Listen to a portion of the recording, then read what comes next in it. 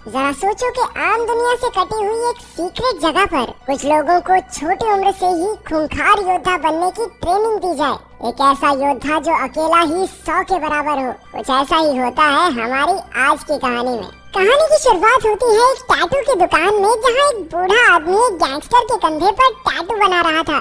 अचानक गैंगस्टर के चेले ने उसे एक लिफाफा दिया जिसमें से काली रेत बाहर निकली। उन गुंडों को इसका मतलब नहीं पता था, लेकिन उसे देखते ही वो बूढ़ा आदमी वहीं जमा का जमा रह गया। उसने बताया कि काली रेत का मतलब है कि दुनिया के सबसे खतरनाक निंजा आने वाले हैं। कई साल पहले उसका सामना इन योद्धाओं से हुआ था और वो जानता है कि ये कितने खूंखार होते हैं। फिर उसने अपनी छाती का बरसों पुराना घाव दिखाया। असल में इस बूढ़े आदमी का दिल दाईं तरफ है और यही कारण था कि वो निंजा के उस वार से बच गया था। अचानक एक आदमी का सर धड़ से अलग हो गया और चारों तरफ डर का माहौल फैल गया। तभी छत से एक तार गिरी और उसने एक आदमी को ऊपर खींच लिया। जब वो वापस आया तो उसके शरीर के टुकड़े हो चुके थे। ये निंजा हमेशा अंधेरे में छिपकर वार करते थे और एक ही पल में उन्होंने वहाँ खून की नदियाँ बहा दी। जब सब मर गए तो निंजास अंधेरे से बाहर निकले। इसके बाद हमें जापान की ओजुनु पीढ़ी की कहानी बताई गई। ये खूंखार निंजास की पीढ़ी है जिनका सरदार है लॉर्ड ओजुनु। ये लोग दुनिया भर से बच्चे इकट्ठा करते हैं और कड़ी ट्रेनिंग के बाद उन्हें निंजा बनाया जाता है। इन निंजास के बारे में दुनिया के सभी बड़े लोग जानते हैं, लेकिन आम जनता को इनकी कोई भनक नहीं। कोई भी इन्हें 100 किलो सोना देकर किसी का भी कत्ल करवा सकता है।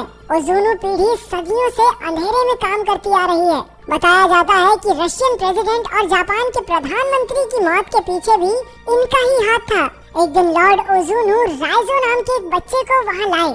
उसके माँ बाप ने उसे लावारिस छोड़ दिया था, इसलिए ओजुनु उसे अपने साथ ले आया। ओजुनु को मन ही मन में लगा कि ये बच्चा आगे चलकर इस पीढ़ी का सरदार बनेगा। इसी वजह से उसकी काफी सख्त ट्रेनिंग होने लगी। 10 साल की उम्र तक उसके शरीर पर कई घाव थे जो उसे गलतियों की सजा के तौर पर मिले थे। उनके मुताबिक एक निंजा को हमेशा छिपकर रहना चाहिए, इसलिए राइजो को लकड़ी की जमीन पर चलवाया जाता और अगर हल्की सी आवाज भी हुई तो ओजुनु उसके पैर पर जोर से वार करता। रात को वो दर्द की वजह से सो तक नहीं पाया, लेकिन तभी किरिको नाम की एक लड़की ने आकर उसके घाव पर मरहम लगाई। वो भी उसकी तरह निंजा ट्रेनिंग ले रही थी। वहाँ सबको सिखाया जाता था कि किसी भी तरह के इमोशंस को अपने अंदर से निकाल कर फेंक दो, लेकिन किरिको सबसे अलग थी। उसे लोगों को मारना बिल्कुल गलत लगता था। जैसे जैसे वक्त बीतता गया राइजो और किरिको बड़े होते गए, लेकिन दोनों में कोई खास बातचीत नहीं हुई। वो दोनों सिर्फ दूर से ही एक दूसरे को देखते थे। राइजो अब ओजुनु पीढ़ी का सबसे काबिल निंजा बन गया था, लेकिन अपने सीनियर ताकेशी का सामना करते हुए वो हार गया क्योंकि ताकेशी ने धोखे से वार किया था। उसे बचाने की जगह ओजुनु ने राइजो को ही कमजोर कहकर बेइज्जत कर दिया। उसने राइजो के पेट में अपनी उंगलियों से जोरदार वार किया और वो बेचारा दर्द से करहाने लगा। अगली सुबह ओजुनु ने देखा कि राइजो फिर से ट्रेनिंग के लिए तैयार था। उसकी लगन देखकर ओजुनु काफी खुश हुआ। जल्द ही राइजो ने अपने सारे विरोधियों को आंख बंद करके भी हरा दिया, लेकिन किरिको को वहाँ की मारामारी अब भी पसंद नहीं थी। राइजो अक्सर उसे समझाता था कि अगर ओजुनु को पता चल गया तो वो किरिको का दिल निकाल लेगा। फिर किरिको ने कहा, लेकिन मेरा दिल तो तुम्हारे पास है, तो कोई कैसे निकालेगा? एक दिन किरिको को चाकू से किसी को मारने का टास्क मिला। जब किरिको से ये नहीं हुआ तो ओजुनु ने उसके चेहरे पर चाकू मारकर उसे पिंजरे में बंद कर दिया। रात को राइजो छिपकर उससे मिला और उसे पानी पिलाया। कुछ दिन बाद एक रात को किरिको दीवार फांदकर भागने लगी। उसने राइजो को भी अपने साथ बुलाया, लेकिन राइजो ओजुनु के लिए वफादार रहा।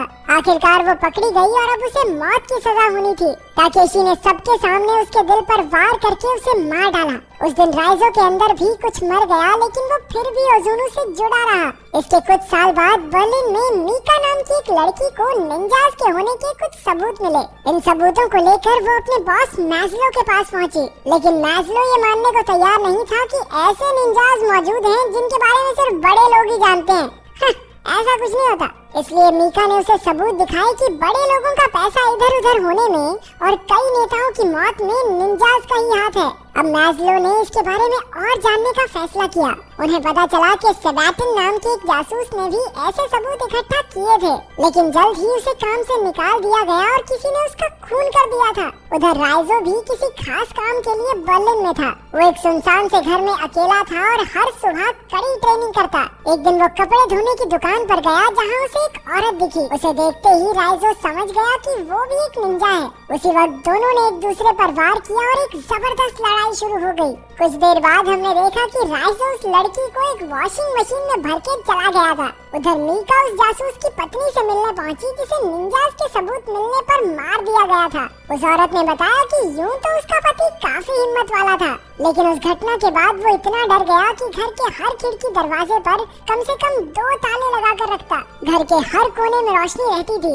उसने परछाइयों के लिए कोई जगह छोड़ी ही नहीं कि कहीं कोई निंजा न आ जाए। लेकिन उस रात जब वो आए तो बत्तियां अपने आप ही बंद होने लगी। अगले दिन मीका के ऑफिस में एक ऑफिसर आया, क्योंकि वो ऐसी चीजों के बारे में ज्यादा सोच रही थी जो उसके काम की थी ही नहीं। उस रात मीका ध्यान से घर लौटी, लेकिन उसने देखा कि पूरी गली में ही लाइट नहीं थी। वो फिर भी अपने घर में घुसी और उसी वक्त एक निंजा ने उस पर हमला कर दिया। हैरानी की बात तो ये थी कि एक दूसरे निंजा ने उसकी जान बचाई और सारे कातिलों को खत्म कर दिया। ये कोई और नहीं बल्कि राइजो ही था। हमने देखा कि इससे पहले अपने मिशन पर राइजो ने अपना सारा गुस्सा निकाला और बड़ी बेरहमी से उस आदमी का कत्ल कर दिया।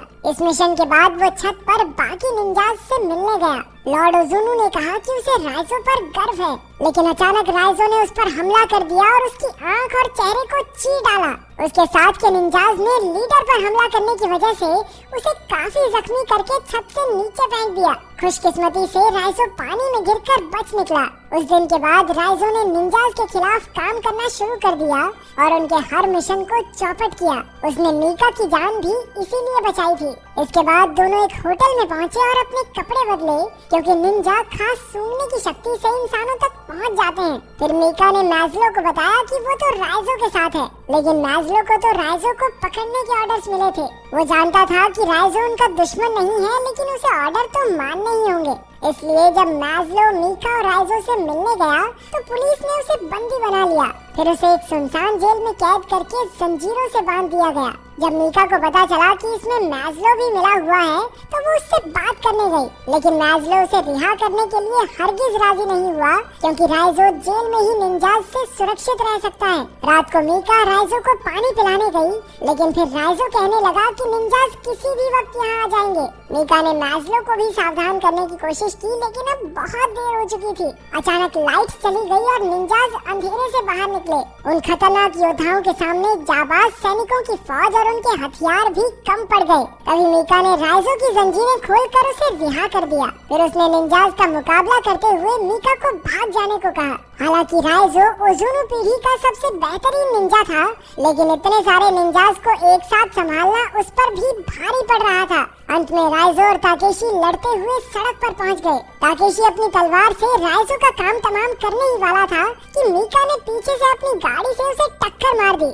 फिर वो राइजो को होटल में ले आई। हालांकि राइजो काफी जख्मी था, लेकिन वो डॉक्टर के पास जाने को राजी नहीं हुआ। मीका कमरे में बेहोश पड़े राइजो के पास बैठ गई। मीका ने अपनी जान बचाने के लिए राइजो का शुक्रिया अदा किया। फिर उसने एक ट्रैकिंग डिवाइस निकाला जिससे मैस्लो को उसकी लोकेशन का पता चल जाए, लेकिन पुलिस के आने से पहले ही निंजास आ गए और राइजो को उठाकर ले गए। जब पुलिस पहुंची तो वहाँ सिर्फ मीका थी। उसने बताया कि 10 मिनट पहले ही वो लोग राइजो को वहाँ से ले गए। उधर राइजो को लॉर्ड ओजुनु के सामने पेश किया गया। उसने राइजो को माफी मांगने का आखिरी मौका दिया, लेकिन राइजो ने कहा, मैं झुकेगा नहीं साला।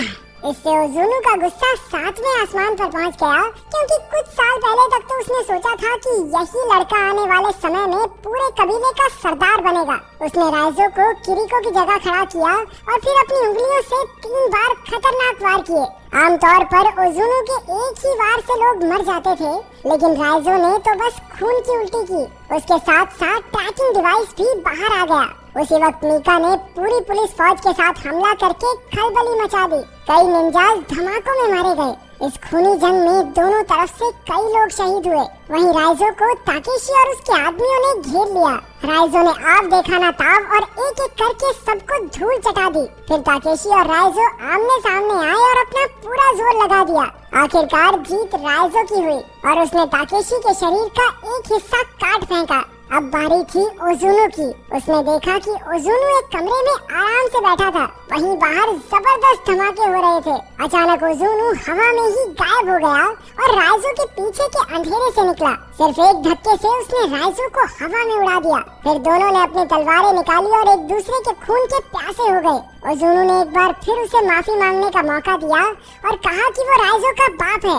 वो ही उसे वहाँ लेकर आया था और बचपन से आज तक पाला है। लेकिन राइजो ने जवाब दिया कि वो किसी का बेटा नहीं और ओजुनु को खत्म करके ही वो आजादी की पहली सांस लेगा। फिर वो ओजुनु पर लपक पड़ा, लेकिन वो एक बार फिर से गायब हो गया। तभी मीका राइजो की मदद करने पहुंची।